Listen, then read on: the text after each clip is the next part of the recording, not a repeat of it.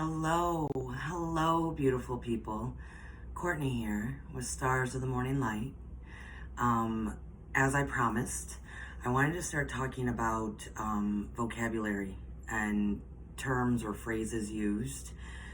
This is actually very important because when we start getting into broader things, dimensional stuff, creation stuff, all of that. But I've also decided that I'm going to end it with like a weekly goal that we can all work on. Because, we're in this together.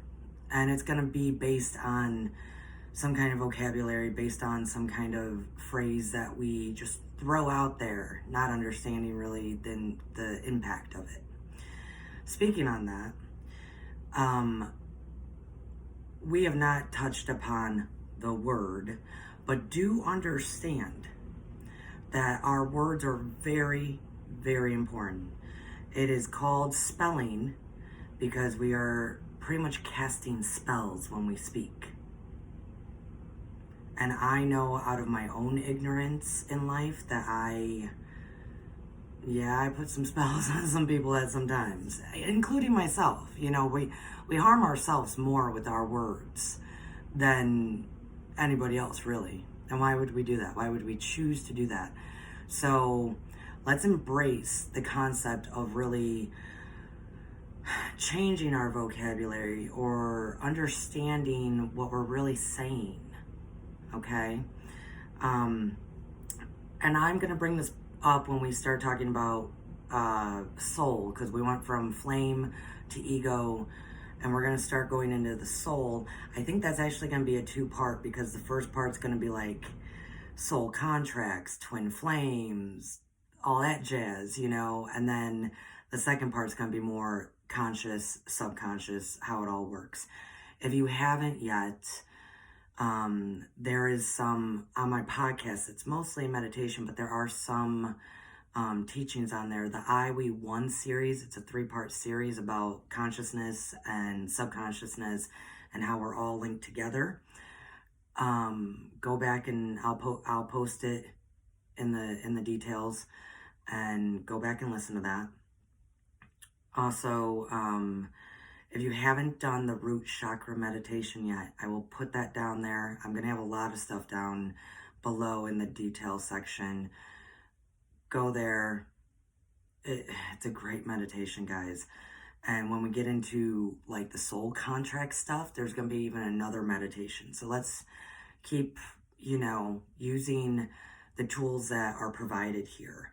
I am a firm believer that any spiritual growth starts with a foundation, a pillar of meditation, and a pillar of gratitude. And we, of course, are in the middle. So, speaking on that, when we talk about the flame, I do want to throw it out there, and I'm going to bring it up later. I listen to a lot of people. I want to make it very clear, and I don't think I did. When I'm talking about the term flame or using the word flame, that inner spark, I am referring to the spirit. I really am. And we'll keep going in, especially when we start going into creation. Okay. So spirit and flame are kind of interchangeable. Spirit and soul are two separate things. Okay. I had somebody ask me, though, I wanted to address this real quick. Okay, Cortney, how are you putting all of this together? How are you connecting the dots?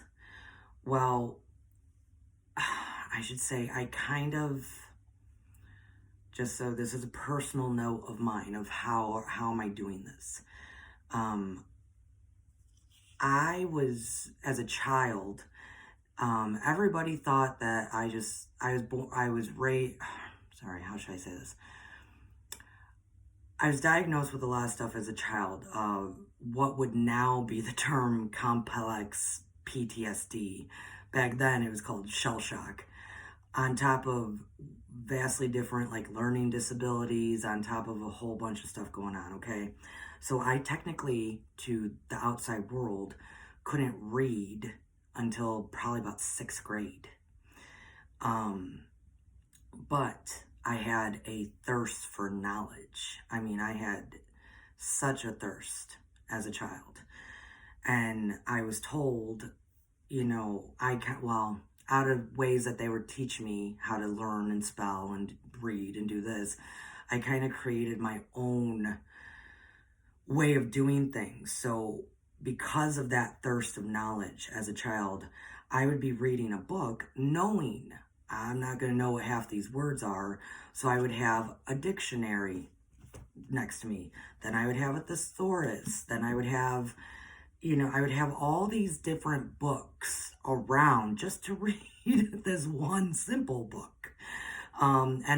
Because I had that thirst all on my own, I built this system of being able to have many books going at a time to either look up definitions or look up, okay, this says this here, what does it say over there? This, and so based out of actually very hardcore learning disabilities, I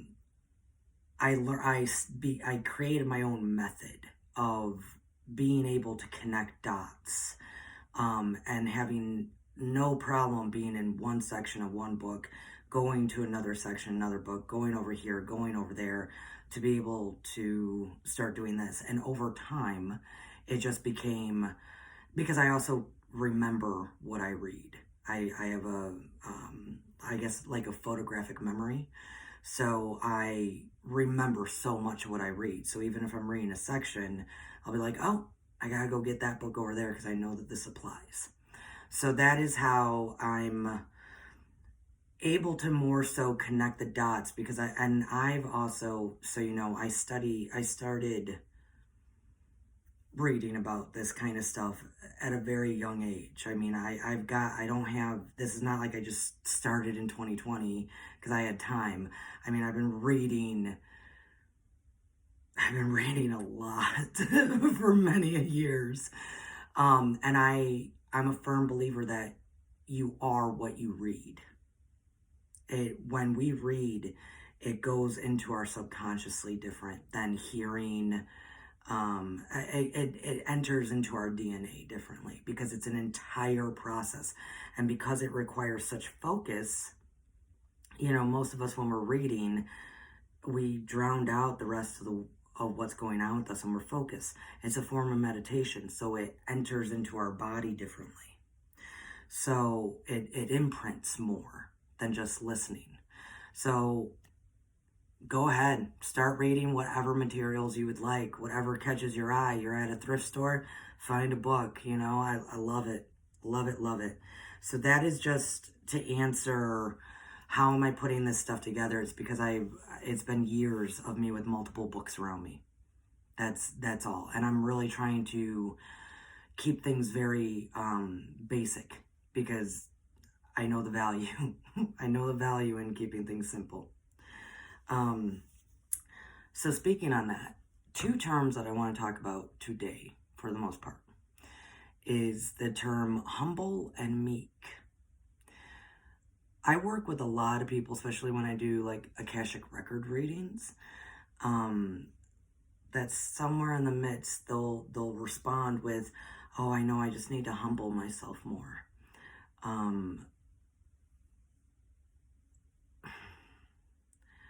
This is what plays into, we have to be careful about the words we use. Here's a very generic example of how terms change over time, but it's not like the universe uses our words with our intentions. And most of the time, our intentions are loose.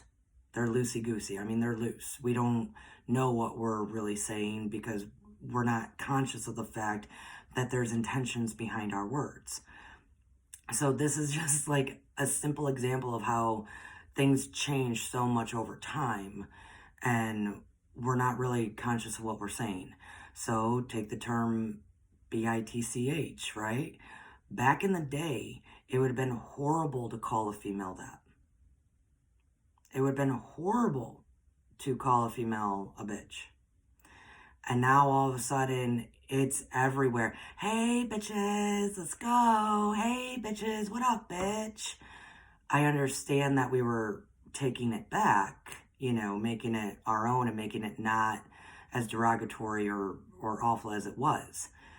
But because our intentions are loosey-goosey most of the time, the universe does not recognize it. So I'm just saying that is an easy way to understand how much our vocabulary changes, but necessarily the universe doesn't see it that way, right? Especially when that word can also, when your intention is there, definitely mean something. So I'm just throwing that out there. That is a way to understand that our intentions and our words very much are married. So let's go to humble. This is gonna be interesting. Okay. Humble in the dictionary. I don't even know how old this dictionary is. I've had this dictionary forever. Humble from the dictionary. Webster's means having or showing a consciousness of one's shortcomings. Modest, lowly, to lower in condition or rank, to lower in pride, make modest. Okay, so humble basically means we gotta lower ourselves. And in biblical terms, it would be believing what God says about us, believing what God says about you, over others' opinions and our ego. Okay, here's where contradictions lie, and this is why it's so hard with vocabulary. So in the dictionary, it says, oh, it just means you gotta keep lowering yourself. You just gotta lower yourself. You gotta lower yourself in conscious. You gotta be conscious of your shortcomings, which yes, we do need to do. But while doing that, you need to then lower yourself, right? In biblical terms, this is the contradiction. It's believing what God says about you, which true God says you are the master. You have that divine spark. You have that flame. I breathe that spirit into you. And believe that over other people's opinions and your own ego. What? So now in the world, we went from, okay, I'm going to know that God says he loves me. I'm going to know that I am the light and I am the love. I'm going to know that I am the master of what I want to create. If I trust, I know that, all these things, all these great, wonderful things you should recognize over other people's opinions and your own ego. But then when we go to the dictionary, I don't know why I'm not saying that word. It just keeps talking about lowering yourself. Lower in condition or rank, lower in pride. So we all are educated people here. We all understand how that can happen. We can all understand that word has now, instead of saying, I'm humble, I will say years and years ago, I read in a dictionary, I can't find it now, but I read in a dictionary that humble actually, the sole original definition of that word was to just have reverence for God. That then changed to believing what God says about you, no matter what other people say and how your ego gets in the way. Believe you are the light and the love. Has now transformed to, you better lower yourself. You better get that pride and ego out of the way. You better lower yourself. So now all these people that I work with, they will always say, I know I need to be humble. I need to humble myself. And personally, it kind of drives me a little nuts because it's actually it is the exact opposite of what they need to do. Most of the time when we say I need to humble myself, no, you actually need to find your power.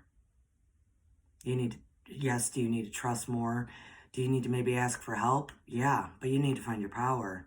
You need to actually believe in what God says about you and just have reverence for him. But now it's turned into, I gotta lower myself. See how our words have changed over time, but the universe is still hearing, I better lower myself, because that's the intention that we're putting on that word. Let's go to Meek. We all know the saying that the meek will inherit the earth. Okay. And do know that most ancient scriptures, especially the Bible, have all been used in ways to redirect us. And Meek has been very much used that way. And everything I will be ever teaching here is for empowerment. Empowerment. So let's go to Meek. Meek in the dictionary, patient and mild, submissive, spiritless. Spiritless. Lack of spirit. In today's biblical terms,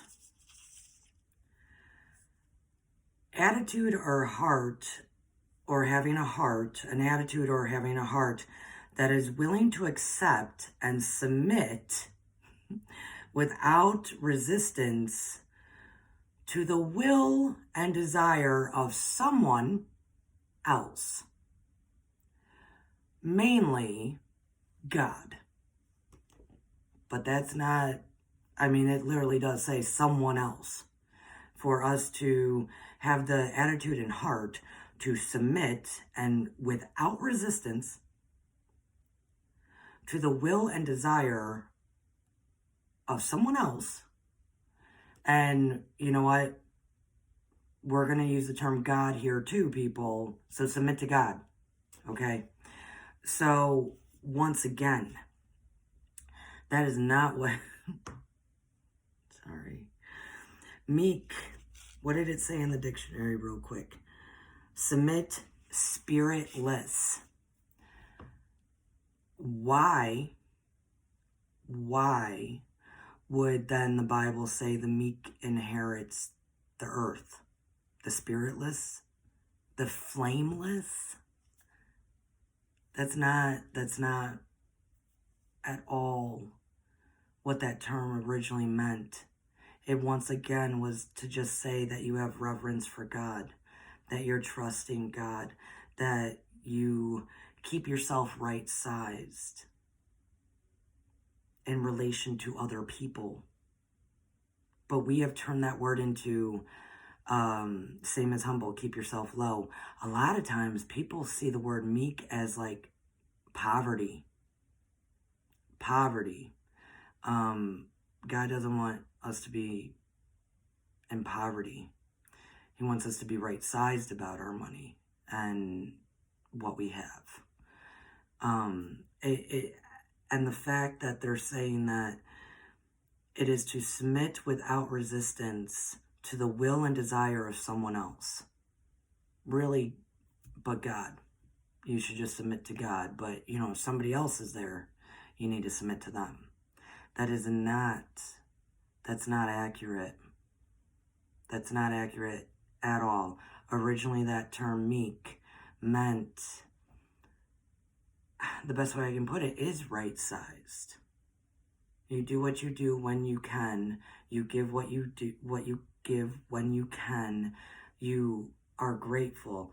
You are in reverence to God.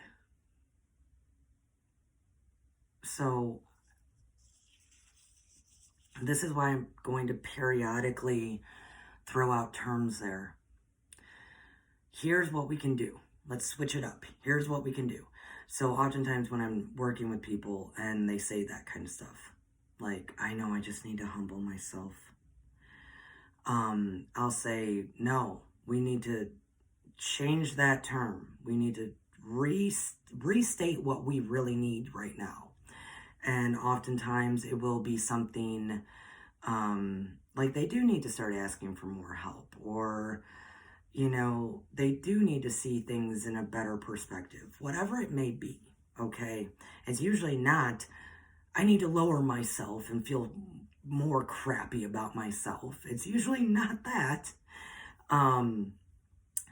So here's the importance of I am statements.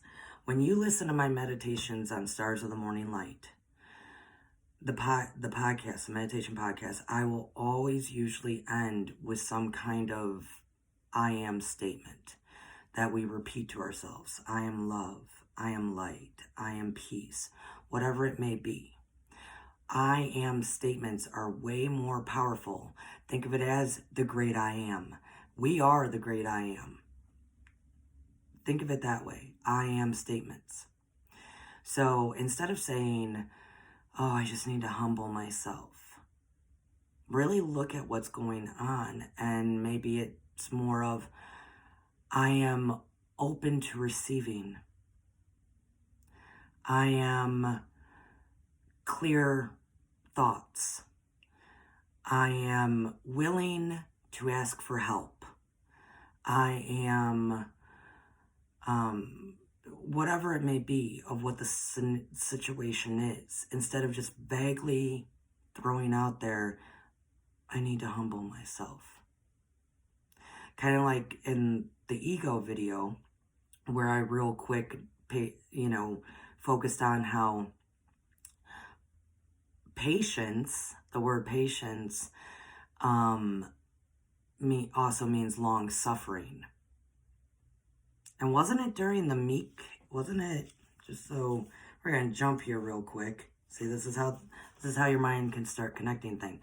So we learned last week, real quick, in that ego video, that originally a lot of things referred to as long suffering, where now we put the term patience in there. And I said, I sure as shit don't want to long suffer. So here it says, for Meek, patient and mild. If you go to the biblical, submit without resistance. Submit, have patience, long suffering, without resistance, mild. Yeah, I don't want any of that. And that's not our inherent state. That's not our birthright. Our birthright is our flame, is our spirit. It is connecting all of it together. And our soul is so much more of our conscious connection. But we got to connect the flame, spirit, to the soul. We're going to be talking about that in coming videos. This is just for me to start pointing out. So when I do more teachings, I will be changing up vocabulary or bringing it back to the original, or teaching how we got to change our words, start making positive I am statements. Period. Because it's half the problem of the polarity of the 3D and the 4D mindset. I mean, imagine, like, we want great things, we want this and that, but our mind is still using all these ridiculous statements that represent something else. So, this is why we're doing this. I did want to tell you guys real quick, well, hey, and if you enjoy what you hear, subscribe, hit the bell, hit like. I appreciate it. And so if you appreciate what's happening here, spread the love, subscribe, share, enjoy,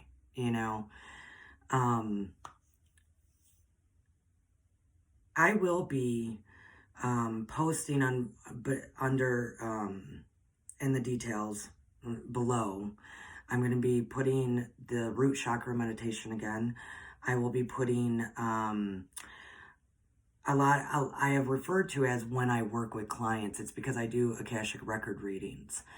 And so I will be putting not only that service, but also I was a guest on a podcast probably about a month ago now, talking about the Akashic record readings with two lovely ladies, Lisa and Misty. I'm going to put their podcast down there in case you're curious what the Akashic records are, and to, give them a shout out. Their podcast is called We're All Psychics, and it's a lovely program. So that will be below. I am also today, I'm going to be typing up for my site a blog, and it's the 8 steps of manifesting. I'm going to keep it real simple, real easy. We complicate things way too much. I love us humans. We are such complicated beings. We're going to keep it real simple. 8 steps to manifesting what your desires are, and stop telling ourselves that we need to be meek and humble to receive what we want. That is not true in any way, shape, or form. So I will attach that link below as well to read the blog of 8 simple steps of manifestations. And 8 is the number of completion. So follow the steps. I'm not saying that they're simple. I'm not saying they're easy. They're simple though. So, but I'm going to end with this. This is what I would love for our goal for this week to be, okay? Including myself. Right now, we are all experiencing, especially with this energy, we are all experiencing this time of, should I stay or should I go? Do I follow my heart because I need to pay my bills? Do I do this? Do I do that? Do I do that? Polarity of the mind so drastically. There's an old term for that, and it became very popular like in the 80s and 90s. I think The Simpsons brought it back, honestly, in full effect. That is the term butthead. And so our goal this week is to not be buttheads. Seriously. That term, that phrase, calling someone a butthead, came from, think of like colonial time period, and it is referencing the aspect in the Bible of don't be a double-minded person. Don't be double-minded. Don't be in the polarity. Be straightforward. Be focused. That term originated in colonial period of saying, referencing that person, me, probably everybody that watches this at times, that goes, well, I really want blah, blah, blah, blah, blah, but that shoe's gonna drop. But I don't think I can make that happen. But I need to humble myself. But so the phrase came into being of calling people that talk like that we're always saying all this great stuff and trying to think of all this good stuff, and the moment they say it, they say, but, I don't know. They started referring to them as butt-headed men, butt-headed person. And that's where that term came into play. That is what that term actually means. So, like I said, it came back in full effect like in the 80s and 90s. All of us kids on the playground, everybody was like, you're a butthead, you're a butthead. We did not know what we were saying. We are right now in so much 4D, the playing back and forth in the mind, that polarity pull of 3D trying to get to 5, stuck in the 4, back and forth in the mind, back and forth in the mind. We're saying but way too much. right? So let's make it that this week, leading into this powerful full moon on the 19th, let's make it this week to become conscious of every time we say but. And then when we say it or think it, we immediately say, I reject that. That is not of me. So we can stay focused on our goal. We can stay focused in our manifestations. We can stay focused on the light and love. Right? So our goal is to not be buttheads. I love you guys. I'm so happy I could be with you again. Remember, check all the links below and share, subscribe, hit that bell, hit the like button. It helps me, and honestly, it also helps me to know what stuff resonates more with people, so I can kind of do my job for you, I love you guys. Let's have a good week. No buts. And when we do become conscious that we're saying it or feeling it, thinking it, I reject that. That is not of me. Find your positive I am statements. Love you all. Namaste.